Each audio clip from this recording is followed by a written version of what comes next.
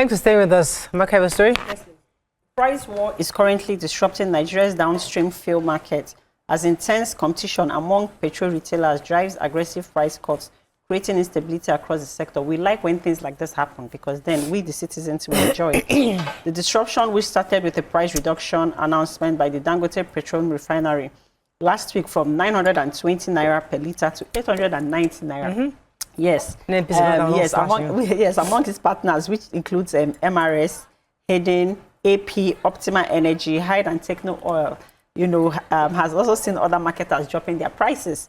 Although they said the NNPC filling station at Apple Junction in Lagos had sold at 880 naira per litre, other NNPC filling stations still sold at 910 naira.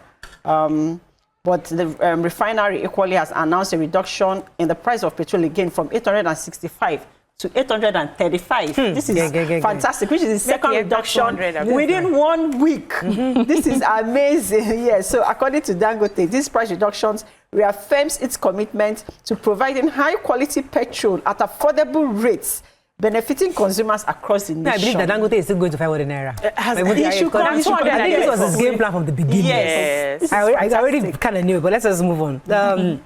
So still on rising costs. According to this report, while past availability improved, I'm not sure what they're referring to, many manufacturers still faced frequent outages and costs as the country is witnessing 12 national grid collapse.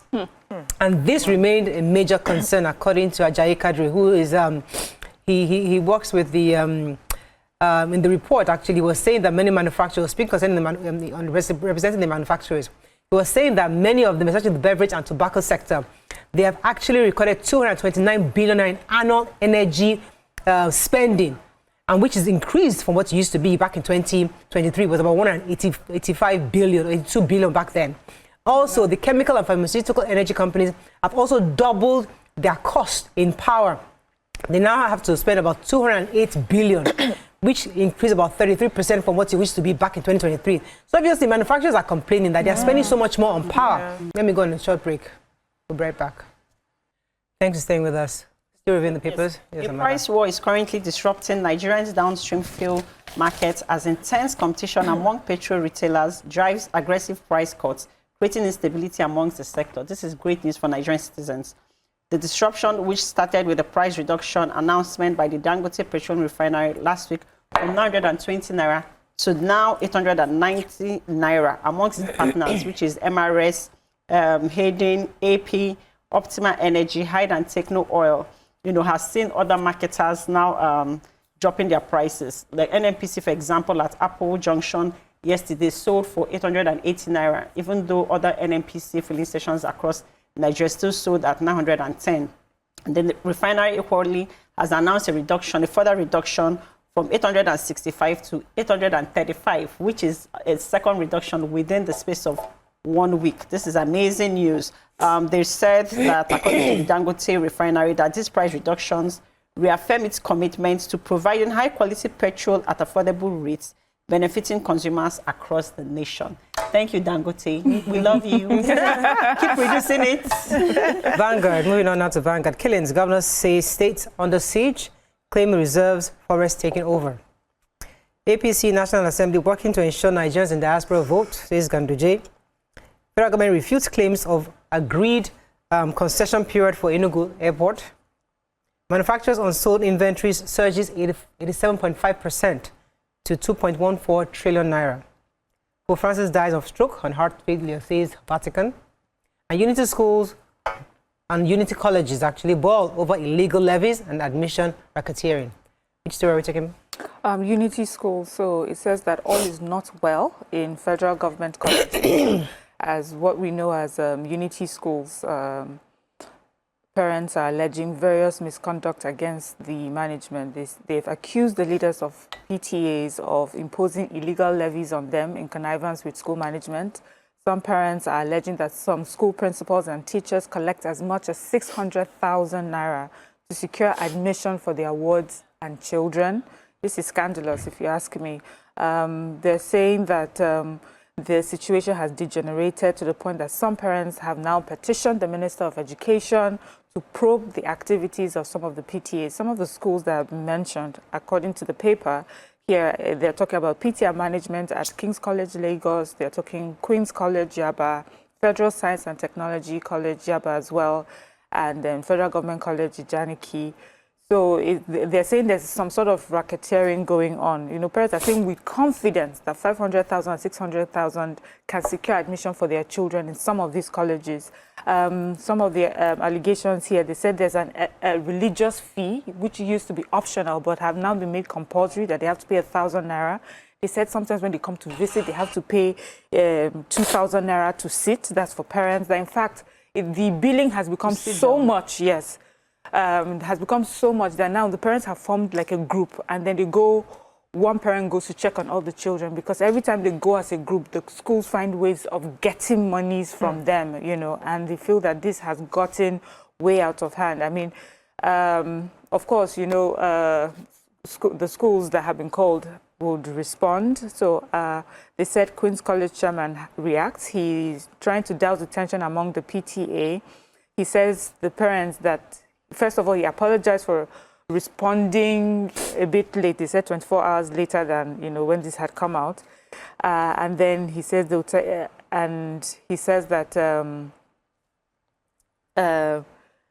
they would take the stories that have been, you know, put out there, and they'll look into it. And you know, he made excuses for his tight schedule and whatever for not responding. Okay. But for me, I just feel these stories, we've heard little, you know, we keep hearing every year, like little short stories, you know, but this one seems very serious for them to go all the way to petition, you know, and go all the way to the Ministry of Education.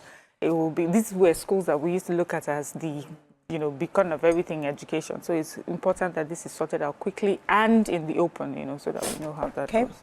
The APC, if you recall, the president just returned from France. So while he was there, the chairman, the national chairman of the APC, that's Dr. Abdullahi Gandoji, has hinted that the ruling party is working closely with the National Assembly to initiate and ensure diaspora voting during the next elections. According to him, he was speaking at the executive committee for the France chapter of the party in Paris.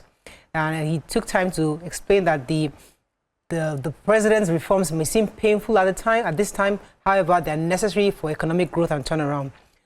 He also hinted on the fact that they are working tirelessly to ensure Nigerians in diaspora are able to vote in the coming elections. That's interesting news for those Nigerians, because they desperately really want to participate in our democracy and see how they can be part of selecting the leadership in Nigeria. So I think it would be a great idea for this to be pulled through completely and totally.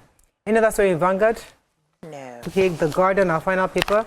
Manufacturers grown as alternative energy gobs 1.1 trillion naira in 1 year. Tributes for man of humility, Pope for the poor, as Vatican awaits new leader. Anybody took any story in The Guardian? So I took the manufacturer one. Okay. The aspect I took is where they were talking about unsold inventory. Okay. That surged from 87.5% to 2.14 trillion. Now, because of the purchasing power that is reducing by Nigerians, many manufacturers are not able to sell off their products. And they mentioned some industries that are not able to sell off their products. And it's surging quarter by quarter because they're not able to sell at all. So this is more like just giving data on why they are not able to sell. The food, beverage and tobacco, textile, apparel and footwear sectors, they said they faced the most significant increase in unsold stock, according to this particular report, and is affecting the manufacturing industry. They also talked about forex volatility. They talked about lack of electricity, and all those issues are also making it very impossible for them to be able to sell their products. So they're just looking at the government to see what they can do to make it easy for Nigerians to be able to purchase some of these products so that the manufacturers will not be out of business. Okay, finally, there's a story I saw in Guardian that was interesting. So Sheikh Mushomi, who works with is the chieftain of the PDP, that's the People's Democratic Party, has urged Peter Obi to return to the PDP ahead of the 2027 presidential elections to brighten his chances. According to him, the Labour Party, Peter Obi had left during the 2023 elections.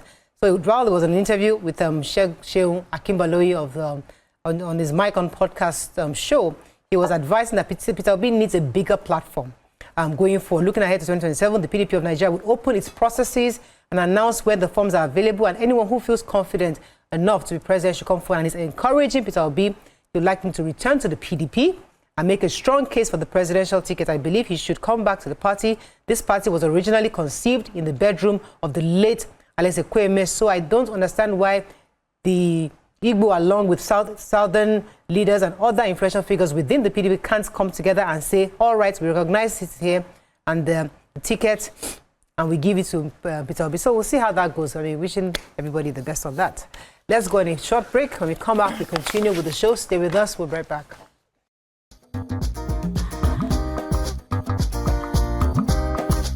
Stay tuned. Your View will be right back.